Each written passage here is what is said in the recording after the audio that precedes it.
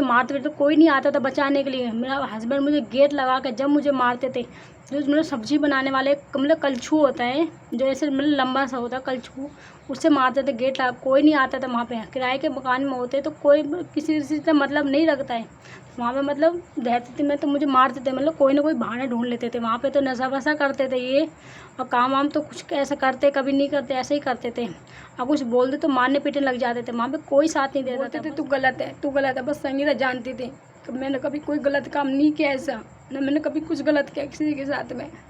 मेरा मन जैसा अंदर से ऐसी बाहर से, मैंने कभी किसी के साथ बुरा नहीं किया। हेलो दोस्तों, राधे राधे। कैसे आप लोग? आई होप अच्छे होंगे सभी लोग। देखिए मैंने रखा है व्रत शुक्रवार का।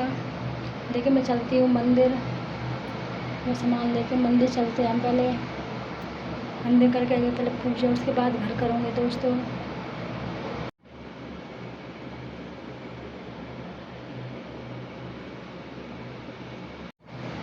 दोस्तों चलते हैं मंदिर, सुबह हो गई है, खाना पीना बना लिया है, चलते हैं मंदिर। उसके बाद जाऊँगी बेटी को दवाई दिलाने के लिए। चलते हैं मंदिर। बाहर हो रही है बारिश, अभी थोड़ा धीरे है तो पहले मंदिर चलते हैं, उसके बाद आपको दिखाएंगे दोस्तों। फ़ोन वहीं ले जा नहीं सकते, अभी बारिश हो रही है, मुझे अकेले ही वीडियो बनानी पड़ेगी।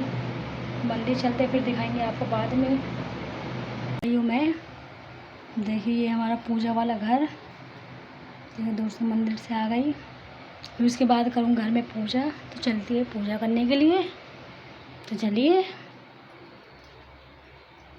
तो यहाँ पर करेंगे हम पूजा। देखिए दोस्तों मैंने कर ली यहाँ पे संतोषी मैया की पूजा। उसके बाद करेंगे हम यहाँ पे आरती। तो देख सकते हैं ये हमारी संतोषी मैया, तो बोले जय संतोषी मैया की। तो देखिए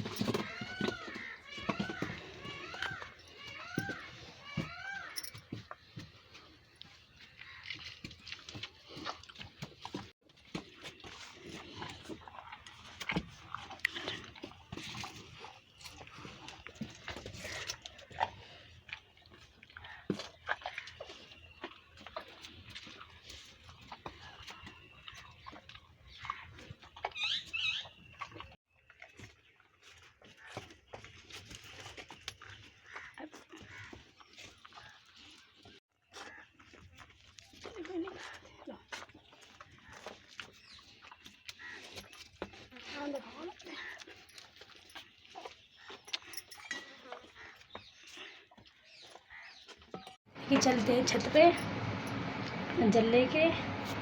चलिए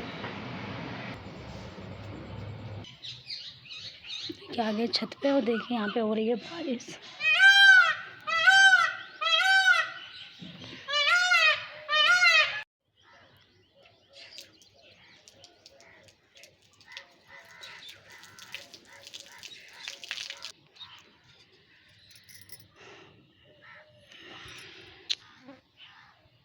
अब चलते नीचे।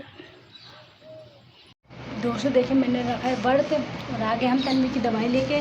तो देखिए दवाई, और तन्वी सो रही है यहाँ पे अभी सो गई है। तो दवाई लाए यहीं से ही, गाँव से दिलाई है दवाई। क्या आते हैं वो दूर है दोस्तों, कोई जाएगा नहीं अभी साथ में, तो अभी यहीं से लेकर आए हैं। दोस्तों मुझे यहाँ की दवाई कम पसंद आती है। मुझे यहाँ की पसंद है क्यों, यहाँ पे जो डॉक्टर मतलब एक ही डॉक्टर बैठते हैं यहाँ पे, मतलब उनकी दवाई इतने उनको नॉलेज नहीं है। मतलब अभी तन्वी छोटी है, गोलू को तो मतलब मैं घर की दवाई मैंने खिला दिया था। तन्वी भी छोटी है तो उसके लिए मतलब जो हो नहीं पाता है दोस्तों। देखिए मैंने अभी दवाई दिलाकर अभी आई हूँ। अभी तो मैंने मतलब व्रत रखा था, जैसे ही मतलब व्रत पूरा पूजा वूजा करने के बाद जब ही ले गई थी मैं तन्वी को। अभी तो मैंने चाय वाय कुछ भी नहीं पिया अभी, तो सिर्फ बोला ऐसे अभी तो काम किया है मैंने। उसके बाद पूजा करके उसके बाद तन्वी को लेके गई वो भी। तो तन्वी वही सो रही, अभी उसकी तबीयत तो ज़्यादा ख़राब हो गई थी।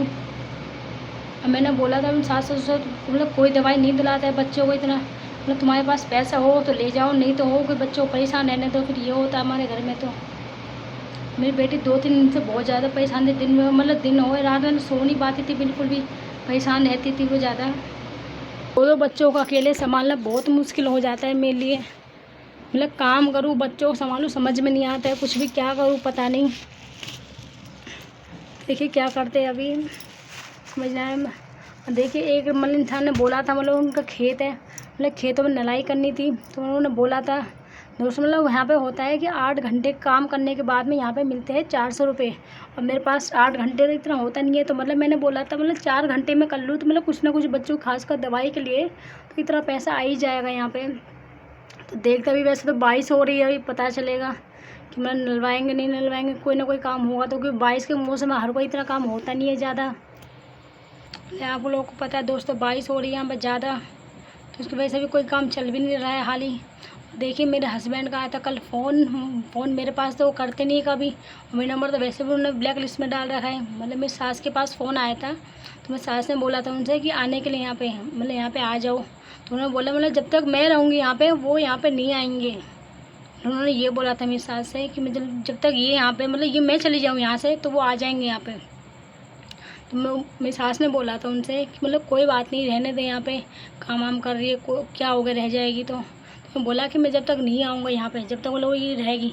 एक बात बताओ मुझे, मैं कहाँ जाऊँगी अपने बच्चों को लेके। मेरे दोनों छोटे बच्चे अभी वो बीमार भी रहते हैं, आपको पता है बारिश का मौसम हो रहा है, दिन में अलग मौसम रहता है, रात में चेंज हो जाता है।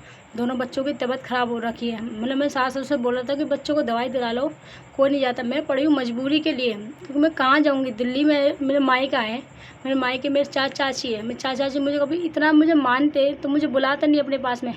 मुझे 3-4 साल हो गए वहाँ से आए हुए हैं, उन्होंने कभी मुझे ना बुलाया ना पूछा ना कभी फ़ोन, तो उनके पास मेरा नंबर नहीं है, सब कुछ है मेरे पास, उन लोगों को पता भी है, सब कुछ पता है।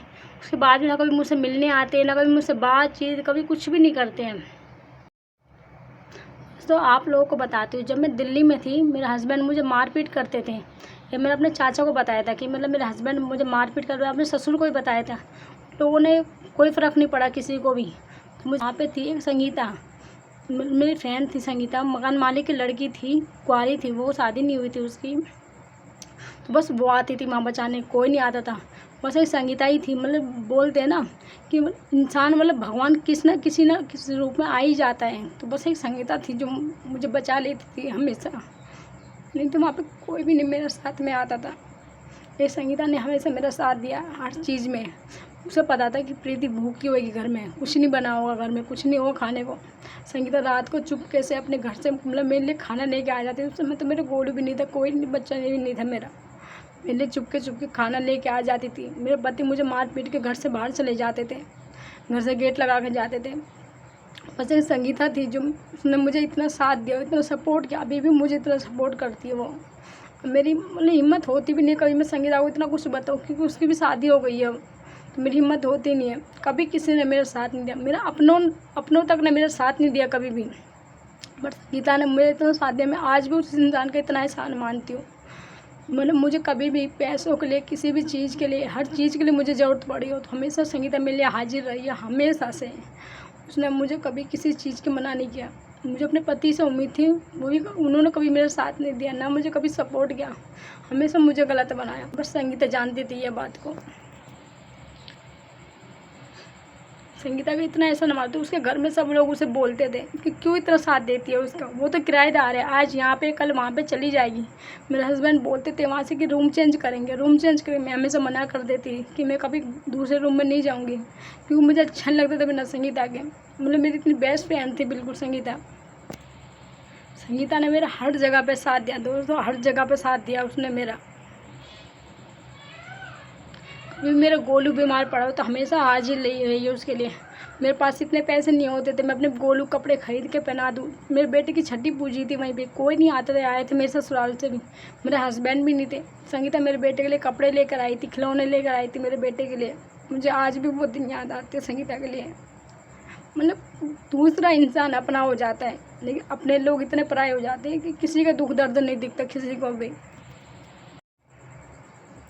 मेरे हस्बैंड बोल रहे मेरे सास से कि मतलब मैं चली जाऊँगी यहाँ से जब वो यहाँ पे आएंगे।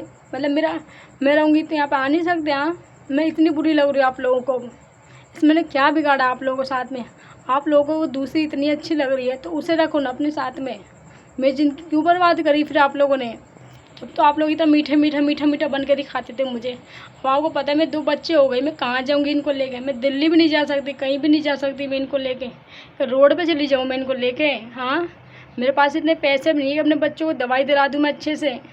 आज तन्वी की मैं दवाई लेके आई हूँ जैसे तैसे करके, मैं जानती हूँ कभी मैंने अपने बच्चों को यहाँ से दवाई नहीं दिलाई है। मुझे पता है बच्चे की ज़्यादा और तबीयत ख़राब हो जाती है यहाँ से। कोई किसी से बोलो साथ जाने के लिए, कोई जाता भी नहीं है यहाँ पे हाल ही।